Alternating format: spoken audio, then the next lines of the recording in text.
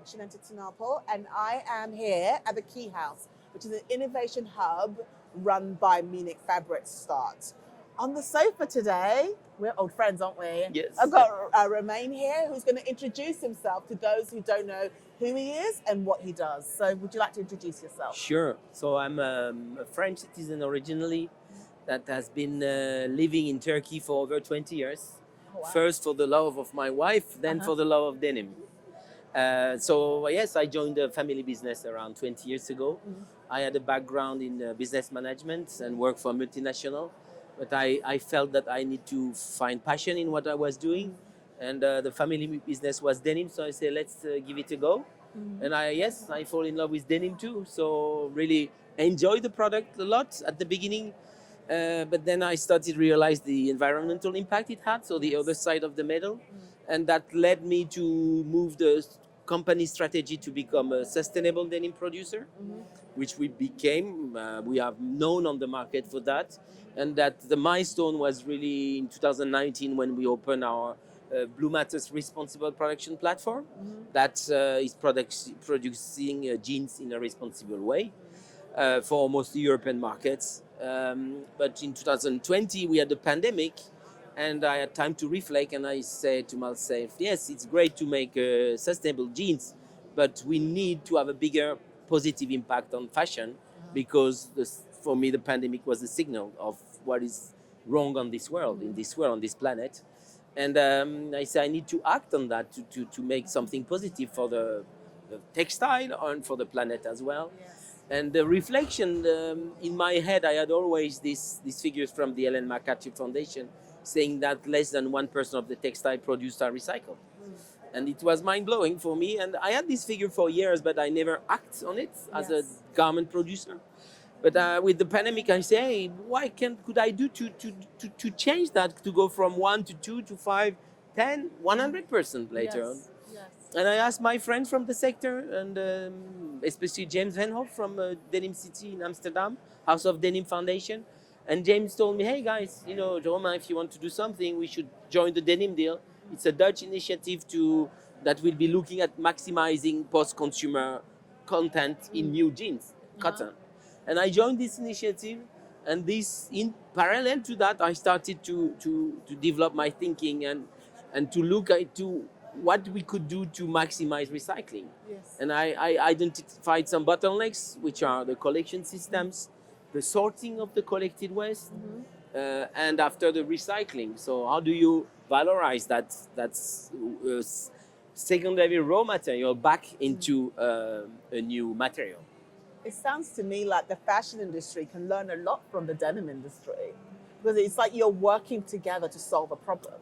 Yes. You're putting aside not so much your business, but you're putting aside this me approach and more of a we approach because this affects the industry, it affects all of us. So let's find a solution. Yes. Which is something that fashion has not quite figured out quite yet. Yes, I'm not that familiar with fashion. I can tell you from the fashion perspective. I think the industry has tried, but unsuccessfully. Yeah. So there's some lessons we can learn from the denim industry in terms of how you're moving forward. Yes, I think we have a very strong sense of community in the denim industry. I do get that feeling. And we are we call denim heads. So and we maybe also because we use a lot of natural fibers. We used to have pumice stones. We used to have natural indigos. We know the impact we have on the environment. So maybe we became conscious before the rest of the industry. It's possible where we see that today 60% of the fiber is man-made fiber. It's petrol-based, which is not the case in the denim. Yes. So maybe we could be, an example for the industry. For the industry to change. Yes. Or maybe we need to have segments like fast fashion need to bind together and find a solution. Luxury bind together rather than just do it as one. So I think we're kind of failing in that a little bit. Yes. So it's quite inspirational. Yes. Because denim in a way is part of the fashion industry, but yet on your own, you've kind of found a way of coming up with solutions and financially putting the money where your mouth is. Yes. So going forward, the three of you, how are you hoping to change the denim industry? Yeah, so they are initiatives like I mentioned, like the Denim Deal, but for me also to reflect and say what can I do led us to develop a new business, which is called Rematters.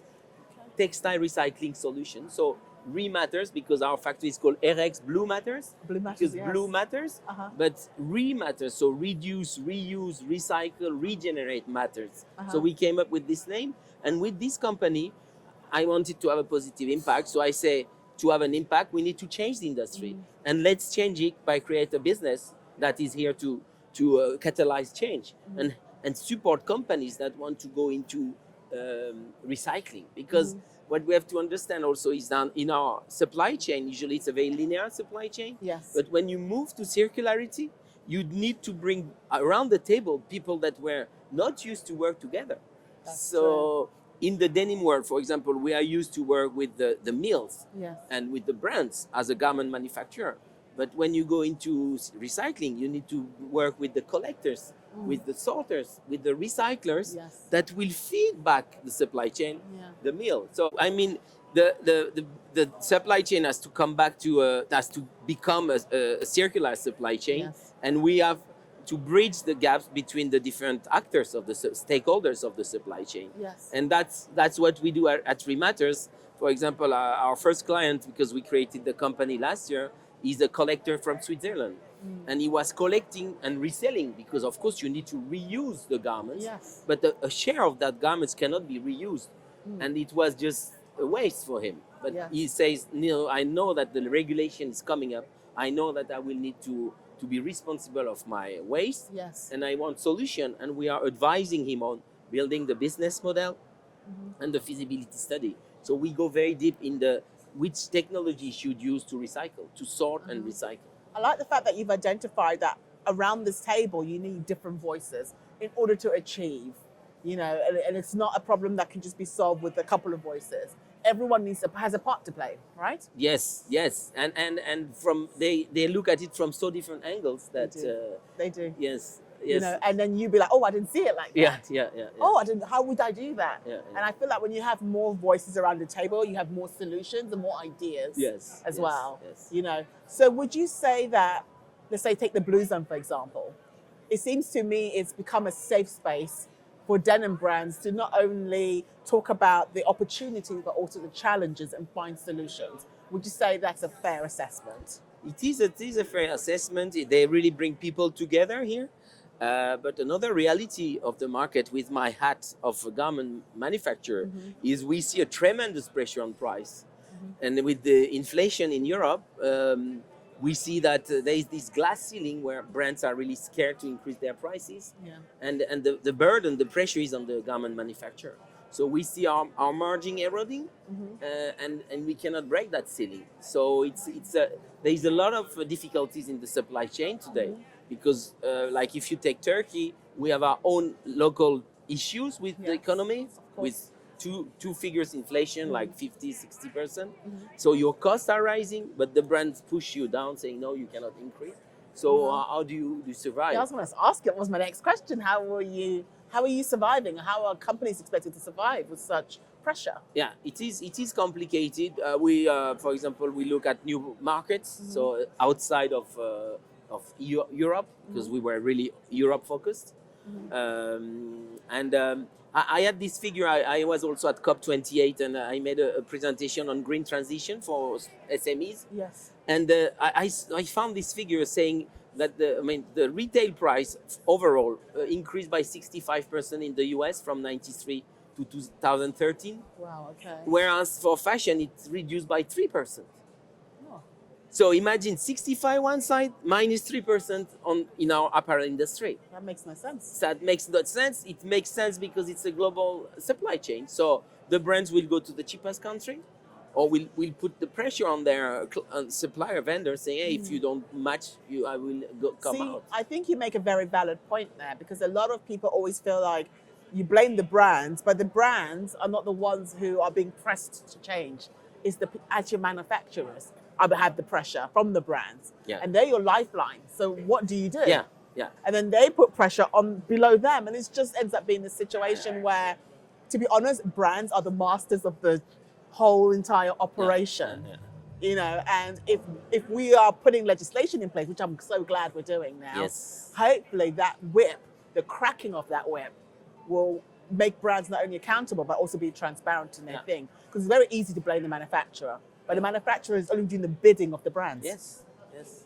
You know, and if the brand is asking and you need to make money, you do what you need to do, Yeah, yeah. don't you? So, I mean, what's your thought on legislation? Do you think that is something that's going to change the industry for the better?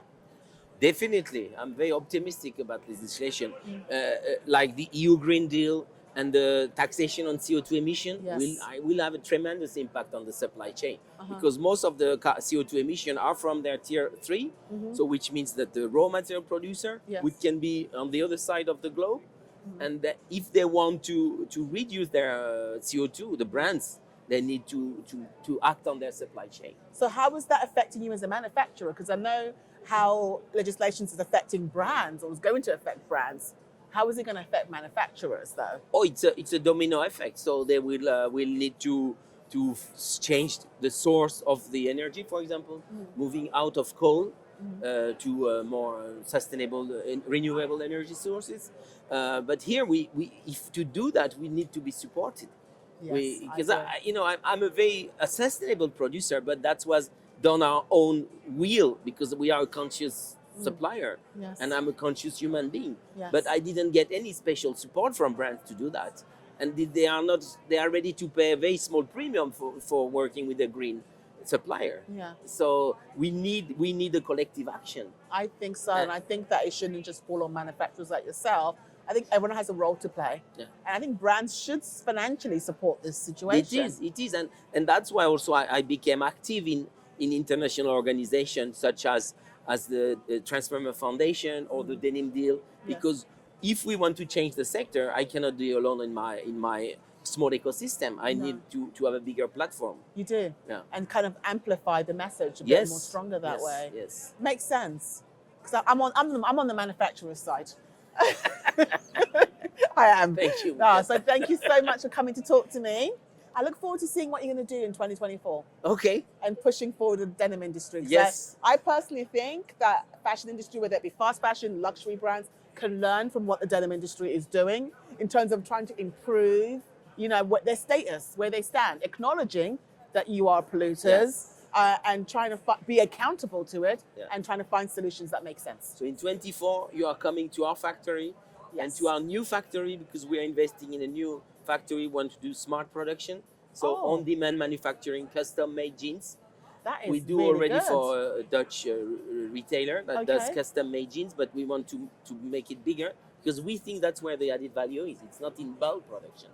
No, 'Cause that there is we're no moving end to away the from cheapest, that yes. now. And we also invest in a new recycling demo center to close Wow. the loop in denim. So I would love you to see that. I would love to in see it, 24. I've only ever heard of it as a dream. So it'd be good to see it in Yeah. reality. Yes. Thank you so Thank you. much. Thank you.